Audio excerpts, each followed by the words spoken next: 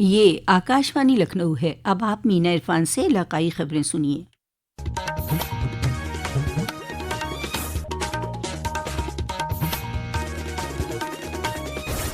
हिंदुस्तानी फ़िज़ाइया के group captain और खलाबाज शुभांशु शुक्ला ने आज तारीख रकम की। फ्लोरिडा में नासा के कैनेडी स्पेस सेंटर से उन्होंने तकरीबन 12:01 पर एक्सियोम मिशन 4 के ड्रैगन खलाई तैयारे से 3 खलाबाजों के साथ परवाज़ भरी और हिंदुस्तान का सर फ़ख्र से ऊंचा किया। 14 दिन तक शुभांशु खला में रहेंगे। लॉन्चिंग के वक्त CMS लखनऊ में लाइव प्रोग्राम देख रहे लोगों में जोश का माहौल था।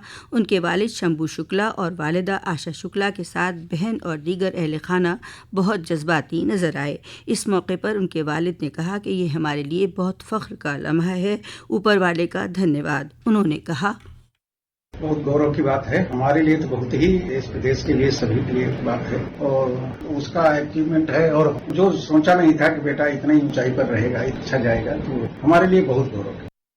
मुल्क भर में आज संविधान हत्या दिवस मनाया जा रहा है। 25 जून 1975 को आइन को पामाल करने की याद दिलाने वाले इस दिन भारतीय जनता पार्टी पूरी रियासत में ज़िला सतह पर नुमाइशों और सिंपोजियम का इनेकाद कर लोगों को इमरजेंसी के सच से वाकिफ़ करा रही है। ज़िला सतह पर मुजाहिदीन जमहूरियत को एजाज़ से सरफराज किया जा रहा है और शजरकारी भी की जा रही है। इस दिन उन सभी लोगों को खिराज पेश किया जाता है जिन्होंने इमरजेंसी के दौरान जुल्म का सामना किया। पेश है एक रिपोर्ट। आपातकाल के दौरान नागरिक स्वतंत्रता पर अंकुश लगा दिया गया था और इंदिरा गांधी सरकार ने प्रेस पर सख्त सेंसरशिप लगा दी थी। सरकार ने पत्रकारों पर कर, प्रेस बंद करने के नोटिस जारी किए और उन्हें जेल भी भेजा। आपातकाल में सत्ता का विकेंद्रीकरण भी हुआ और जयप्रकाश नारायण, लाल कृष्ण आडवाणी, अटल बिहारी वाजपेयी, मोरारजी देसाई, मधु दंडवते सहित विपक्षी नेताओं की गिरफ्तारी भी की गई। इन कार्रवाइयों की व्यापक आलोचना और विरोध हुआ। प्रधानमंत्री नरेंद्र मोदी ने आकाशवाणी पर मन की बात कार्यक्रम में अपने विचार साझा करते हुए आपातकाल को भारतीय लोकतंत्र पर एक काला धब्बा बताया था। आपातकाल के दौरान कई राजनीतिक आंदोलन और घटनाएं हुई, जिनमें गुजरात में नवनिर्माण आंदोलन, बिहार में जयप्रकाश नारायण का आंदोलन और जॉर्ज फर्नांडिस के नेतृत्व में रेलवे हड़ताल शामिल हैं। आंतरिक सुरक्षा अधिनियम मीसा का सबसे अधिक दुरुपयोग किया गया। आपातकाल का दौर स्वतंत्र भारत का एक काला अध्याय था। अनुपम मिश्र, आकाशवाणी समाचार, दिल्ली। वज़ीर आला योगी आदित्यनाथ ने कल गाजीपुर में तरक्याती स्कीमों की रफ्तार का जायजा लिया। उन्होंने एक मीटिंग की जिसके बाद सहाफ़ियों से बातचीत में उन्होंने बताया कि ज़िले में अंधऊ चौकिया बाईपास की तजवीज़ को मंजूरी दी गई है। उन्होंने कहा कि ज़िले में बुनियादी ढांचे की तरक्की गाजीपुर को नई पहचान देगी। विकास की सिलसिला अनवरत चलता रहेगा। जनपद अच्छी दिशा में आगे बढ़ रहा है, माफिया मुक्त जनपद बना है और विकास की प्रक्रिया के साथ अब गाजीपुर आधुनिक इंफ्रास्ट्रक्चर का लाभ प्राप्त कर रहा है। मुझे पूरा विश्वास है कि आधुनिक इंफ्रास्ट्रक्चर जनपद गाजीपुर को भी एक नई पहचान दिलाएगा। इज्तिमाई शादी स्कीम में माली मदद की रकम को दोगुना करने के साथ ही सरकार ने उसकी निगरानी भी बढ़ा दी है।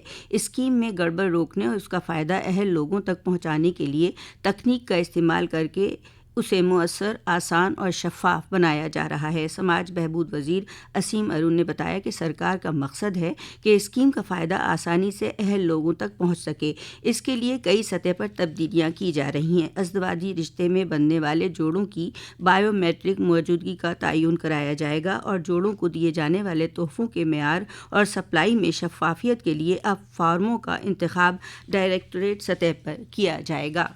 रियासत के मुख्तलिफ अजला में रुक रुक कर बारिश का सिलसिला जारी है। महकमा मौसमियात के मुताबिक रियासत के ज़्यादातर अजला में आज और कल गरज चमक के साथ बारिश का इम्कान है। वहीं कुछ अजला में बारिश का सिलसिला आइंदा एक हफ्ते तक जारी रह सकता है।